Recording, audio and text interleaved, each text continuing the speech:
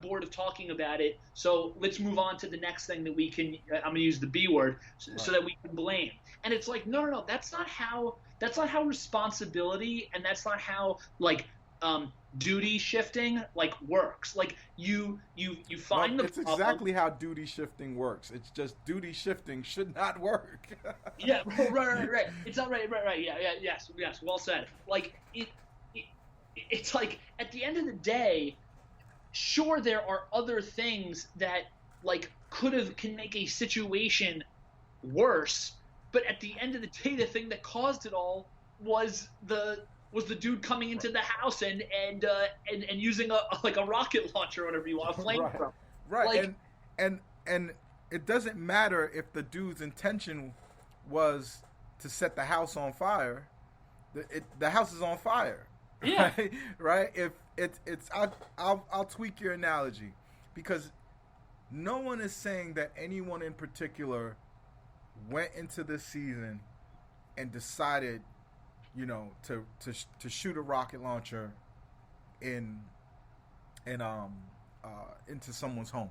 It's more like this: a person decided that he would have worship the fire gods in Europe in a home that he shares with a bunch of other people, and in worshiping the hot fire gods, the house accidentally got burnt down.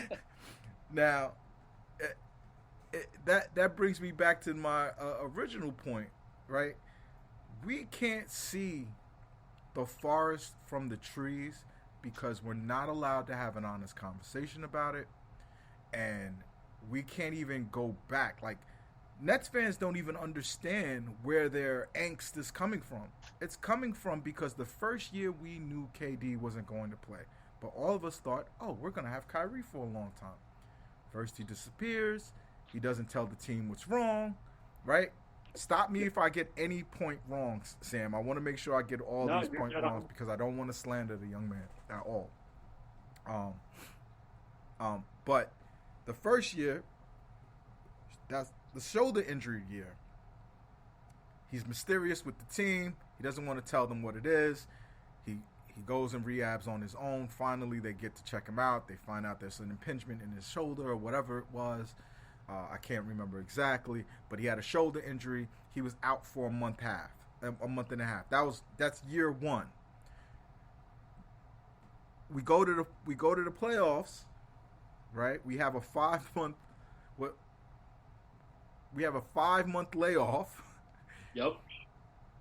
So Kyrie's out 6.5 months. KD is not coming back. He decides he's not gonna rush his schedule for coming back on the just because he got 5 extra months from the COVID outbreak. He's not coming back, which is perfectly fine and understood. And seeing what we got from that, I'm good with it. I'm good with why KD didn't come back. However, however, Kyrie decides this. Nobody knows what's going on with this COVID. People are dying. This shit is dangerous. I'm not attending the bubble.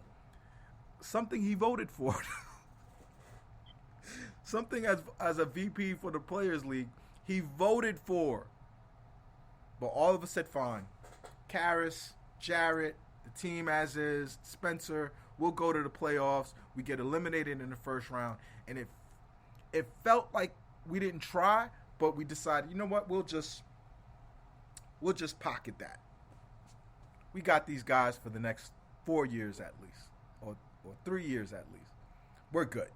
So Nets fans as a community swallowed that, correct? No, Yep. no, we didn't even complain, right? So here comes the next season. First, it was like the reintegration of Kyrie and KD. It wasn't, the supporting cast wasn't really good enough. We had some kind of like close to 500 record, very very early on, and then in the middle of that, like we're not doing super super well at that point, but out of the blue, like I think was that when George Floyd happened? I forgot what happened, but we guessed that Kyrie dipped for because he wanted to make a stance about something, right? That was the guesstimation that we made. You're talking about the time period when he ended up going to the sister's birthday party. Not just going on to it, he threw it. Threw it. That was the speculation, which has never been confirmed or denied, was that it had something to do with January 6th. Kyrie's leading the January 6th revolt. Like Sam, this is almost the cult leader magic of Kyrie. He never addressed it, and anyone who asked him, Kyrie, why were you gone? Like, he was like, I can't believe you're asking me this question right now. How dare you? With all the things that are going on in the world. And then it went from standing up about January 6th, then it turned into the photos with the videos with them partying with the sister comes out. No mask. Nobody's and in the middle of the like real first, like a real wave of after being everybody being inside. It's right. It's the first winter with the pandemic, and New York gets absolutely murdered, literally. Yep. And we never did any shows on, hey, roller skating rink party, what the fuck is all that about? We never said anything. We just like, all right, we dropped in the standings because of it. We didn't win as many games. What were we last year? The third or second seed? Like, we still did really well. And guess who we have to give credit for that? James Harden.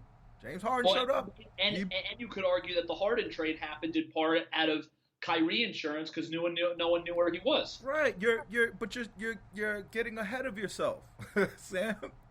You're getting ahead of yourself because we end up having to play the Bucks in the first round instead of in the second round, instead of playing someone like Atlanta or someone that if we played to the level of the promise and ability of the team, if we didn't have people who just fucked around during the season and understood that these playoff positions could decide or change a championship.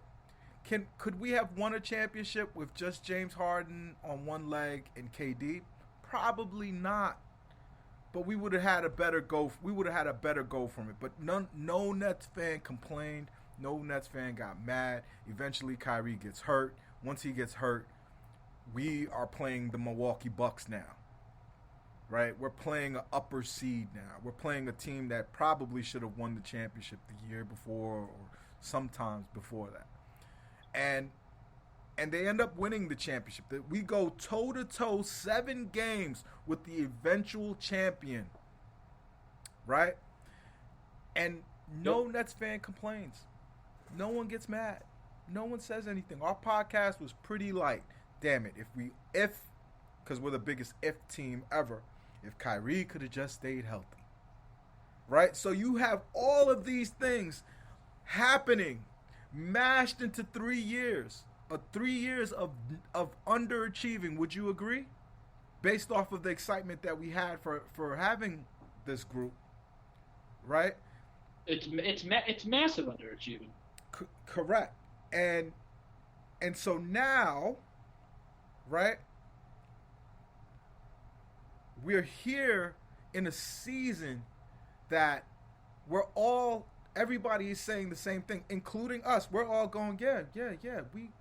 He gets to choose he has the right to choose what he puts in his body, but nobody knows why, and he doesn't feel any kind of like when you own a restaurant, or when you own, like, let's just use restaurant instead of the vagaries of a business, because sometimes some businesses treating their customers as assholes is part of the luxury process of it. So let's not add those outliers in it. But this is sports, where we want to love these dudes for the right reasons, where we want these dudes to represent our community. It says Brooklyn on the chest of the jersey. That's an important part of all of this. And we do not know why this stance has been taken. So you can't, for me, all of that vitriol and all of that anger and everything else, it's as if we get a right to choose when players let us down and when they don't. It's always the circumstances. And I will fight for anybody. You know, I was arguing with Bam, right? Because, of course, Kyrie's been way better for us than Darren Williams. Of course. But Kyrie has played 97 games in the first 3 years with us. Darren Williams played 100 games more. 100 games more than Kyrie in the first 3 years. And none of us feel robbed. That's why the insanity, like I went through that whole long diatribe to kind of bring us back to the Sean Marks point. We can't even appreciate what he's done because there's a large corner, a loud corner of our fan base that is not ready to accept that this doesn't have anything to do with Steve Nash. If Kyrie plays, we're in first place, right? Yeah, and or second. Maybe we're second. I don't know. But if Kyrie plays, then I gotta. Oh. Oh no, I just had a different point. No, sorry, continue. Oh, sorry. No, but the point I'm trying to make is to put it on Steve Nash, who does the job that he's required to do. He's the CEO with the smile that comes out and lies to everybody and keeps and lets all the arrows hit him so the superstars could live their life and be great. He does that job to a T. Our record isn't what it is if our players are dependable. Can we agree with that? Yep. And now it's gotten so far-fetched that I am seeing not a small group, not one person in particular. Maybe they all kind of been dragged into this direction by maybe one or two or three individuals. I can't say for sure. However, I'm seeing people start to blame Sean Marks. I'm seeing people talking about the reason why we're in this problem is because Sean Marks let us get fleeced by Sean Marks got fleeced by Daryl Morey. What?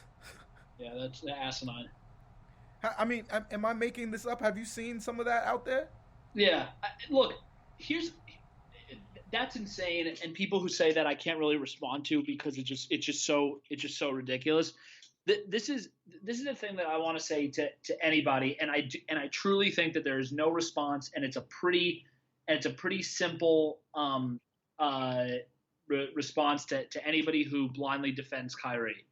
If you are a Nets fan, not a Kyrie fan, if you are a Nets fan, I don't care when you became a Nets fan, but if you are a Nets fan, what has Kyrie given you as a fan that makes you so loyal to him? Like seriously, what has he done besides breaking the scoring record and have some 50-point games and whatnot? What has he done for you as a fan of the team? Not as a fan of basketball, not as a fan of like House of Highlights. Like, I care first and foremost with sports on how my teams have done. And there is zero response that anyone can give me of what Kyrie has done since joining the team that is remotely that is unbelievably positive. Besides saying, well, KD wouldn't have come without him. You know what? I have no response to that. But as an actual player, tell me what he has done. It's like there are plenty of players that have played for different teams of mine, whether that's, playing for the Mets or playing for the Giants or any of these guys. And there are plenty of guys that had storied careers before they came to my team. I literally couldn't give a shit. Why does any of that stuff matter? Why does the fact that he has a shoe that you like or that